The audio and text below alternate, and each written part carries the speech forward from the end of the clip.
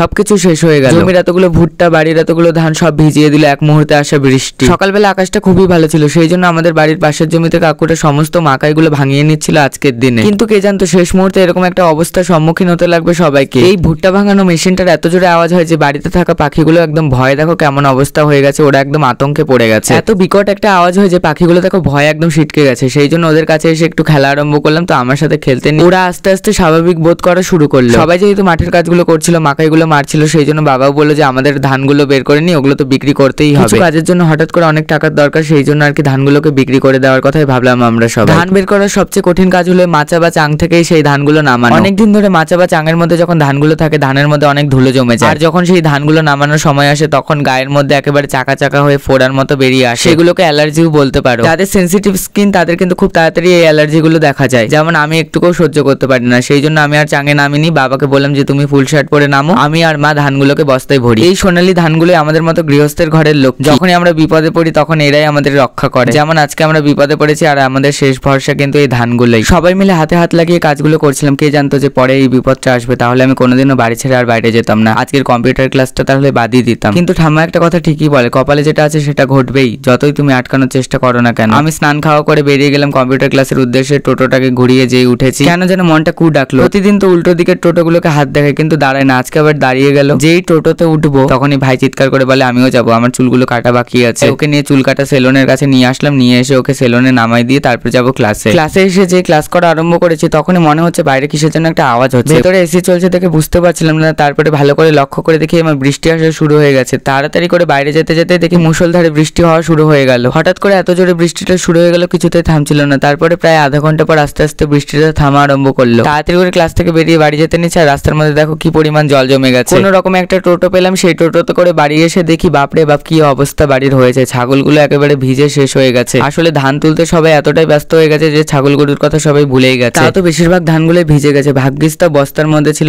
নিচে প্লাস্টিকের মধ্যে ঢালা হয়নি। প্লাস্টিকে যদি ঢালা হতো তাহলে তো আরো শেষ হয়ে যেত। সেই জন্য এখন ফ্যান দিয়ে বস্তাগুলোকে শোকানোর চেষ্টা করা হচ্ছে, যেন ধানগুলোর কোনো ক্ষতি না হয়, আর দুদিন পর যেন আমরা বিক্রি করে দিতে পারি। আমাদের ধানগুলো না হয় কোনো রকমের রক্ষা পেলো। তাই দৌড়ে গেলাম কাকুদের মাকাইগুলোর কি অবস্থা আছে সেটা দেখার জন্য। দেখি কাকুরা কোনো রকম প্লাস্টিক দিয়ে ঢেকে রেখেছিল, এখন আবার মেলে দিচ্ছে যেন একটু হাওয়া বাতাস পাই। আমি আর বেশি সময় নষ্ট করলাম না, এর মধ্যে সময় হয়ে গেছিল আমার নাচের ক্লাস করানোর বিকেলের ব্যাচটা। আজকের ক্লাস ছিল হস্টেলে, তাই তাড়াতাড়ি করে স্নান করে খাওয়া দাওয়া করে চলে আসলাম হস্টেলে। আর বাচ্চাগুলোকে প্রথমে এক্সারসাইজ করালাম, কারণ ব্যায়াম যদি করানো হয় তাহলে ওদের শরীরটা ফ্রি হয়, আর পরবর্তীতে নাচগুলো খুব ভালো মতো করতে পারে। ওরা খুব সুন্দর করে নাচগুলো তৈরি করেছে, আর দেখো নাচগুলো কি সুন্দর করে ওরা করছে। নাচ গান এই সমস্ত কিছু সবটাই প্র্যাকটিসের উপর নির্ভর করে। যে যেমন প্র্যাকটিস, তার নাচটা ততটাই সুন্দর হবে, তার গানের গলাটা ততটাই ভালো হবে। তো এইভাবে কেটে গেল আমার আজকের দিনটা। কেমন হয়েছে আজকের ব্লগটা জানাতে ভুলো না। আর যারা নতুন চ্যানেলটা ভিজিট করলে প্লিজ চ্যানেলটা সাবস্ক্রাইব করে আমার পরিবারের সদস্য হয়ে সাথে থেকো।